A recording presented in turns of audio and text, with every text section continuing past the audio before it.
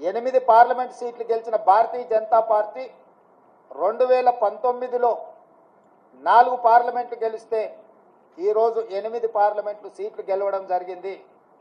వాళ్ళు కూడా వాళ్ళ సీట్లను పెంచుకున్నారు. ఆనాడు 20% ఉన్న ఓట్లను వాళ్ళు ఈరోజు 35%కి పెంచుకోవడం జరిగింది. అంటే ఈ రాష్ట్రంలో భారతీయ జనతా పార్టీ కూడా ఓట్లు సీట్లు పెరగడం జరిగింది. అయితే ఇందులో వాళ్ళ ఓట్లు సీట్లు పెరగడానికి వాళ్ళ నాయకత్వాన్ని సమర్థించేదానికంటే బీజేపీని గెలిపించడానికి బీఆర్ఎస్ నాయకులు ఆత్మ బలిదానం చేసుకొని అవయవాలను త్యాగం చేసి అవయవ దానం చేసి ఈరోజు బీజేపీని గెలిపించడం జరిగింది. బీజేపీ గెలిచిన 8 పార్లమెంటు నియోజకవర్గాలలో బీఆర్ఎస్ 7 సీట్లల్లో డిపాజిట్లు కోల్పోయింది.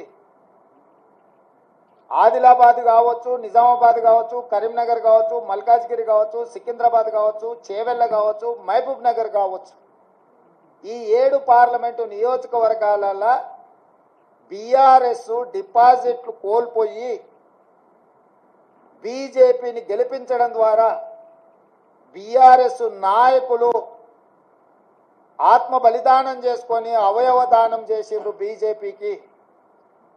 ఈ విషయం నేను ఈరోజు చెప్పడం లేదు. ఎన్నికల ప్రక్రియ మొదలైనప్పుడే స్పష్టంగా పార్లమెంటు నియోజకవర్గాల వారీగా బలహీనమైన అభ్యర్థులను పెట్టి బీఆర్ఎస్ శ్రేణులను బీజేపీకి పని చేపిస్తున్నాడు చంద్రశేఖరరావు అని చెప్పి నేను స్పష్టంగా నిర్దిష్టమైన ఆరోపణ చేసిన. నేను నిర్దిష్టమైన అంశాలను ప్రస్తావించినప్పుడు బీఆర్ఎస్ నాయకులు వితండవాదం చేసిండ్రు, నా మీద వాళ్ళు మాటల దాడి చేసిండ్రు.